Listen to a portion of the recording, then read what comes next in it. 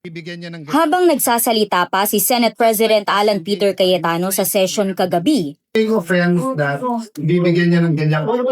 This is a travesty of our rule. Like conference, ginagawa nila kung may pandemya. Wala yes. Pandemya ngayon. Para makaboto yung mga yun na makukulong. Oh, sir, hindi naman tayo tanga, John. Tayo. Yes. Baka ituloy nila. Pwede po ba din? Wala silang sinukan. nag-walk out ang mga miyembro ng minorya dahil sa tinawag nilang pambabraso na amyendahan ng Senate rules. Sa mosyon ni Senador Rodante Marcoleta, gustong payagan ng mga senador na dumalo at bumoto sa session kahit wala sa loob ng Senado sa pamamagitan ng video call o iba pang remote o electronic na pamamaraan. Agad pumalag si Senador Ping Lacson. Anya, hindi pa naman niya natatalakay sa Senate Committee on Rules. Kaya bakit idiniretso sa plenaryo? Sagot ni Cayetano, nagdesisyon na si Senador Joel Villanueva bilang acting majority leader na ibalik sa plenaryo ang mosyong inihain ni Marcoleta noong May 11. Pero ako minority leader hindi ako member ng rules. Ex officio Tumawag ba? Hindi. Ano to? Binabraso? hirit ni Cayetano, pagbotohan na lang kung tama ba o hindi natalakayin na ang panukalang amyenda, bagay na lalong ikinagalit ng minorya. In this democratic institution, when we disagree, we vote. When we have rules, we follow the rules. Is this rule, Mr. President? Is this rule, Mr. President, for Senator Bato, who is not here? We would like to raise these valid questions, Mr. President, before we go into a vote. Tinutugis ngayon ng mga otoridad si Senador Bato de la Rosa dahil sa arrest warrant mula International Criminal Court.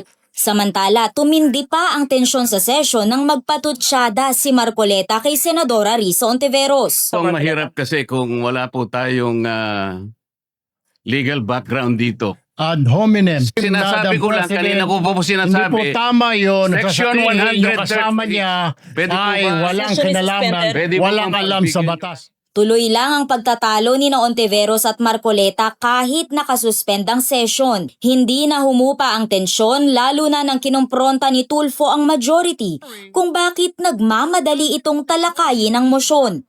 Or is it because, Madam Chair, they're in a hurry because of news reports that probably two of our colleagues might land in jail this weekend? Is that the reason why? Para makaboto po kung sino man yung makukulong dahil sa announcement ng Ombudsman. Madam Chair, the gentleman is out of order.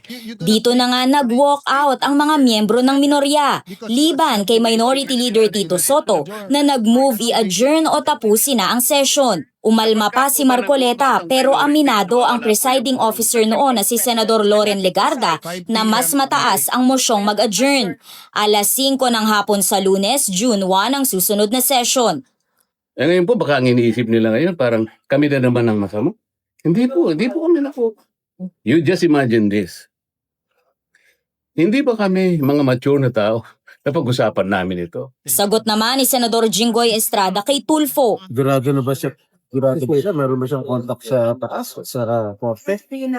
I think that comment was uncalled for. Natanong naman si Senador Mig Zubiri kung magwo-walk out na lang ba ang minorya tuwing may hindi sinasang-ayunan. Sagot ni Zubiri, kaya naman ng minorya na makipagtulungan sa majority pero kung nilalabag na ang rules o binabraso ang proseso, kailangan anyang manindigan ang minorya. Para kay Lacson, kailangan ng fresh start ng Senado sa pamamagitan ng kudeta o pagpapalit ng liderato. Giit ni Senador Kiko Pangilinan, si Senador Win Gatchalian ang dapat maging Senate President para maibalik ang stability ng Senado at tuloy-tuloy daw ang panunuyo sa mga kasamahan sa majority para rito.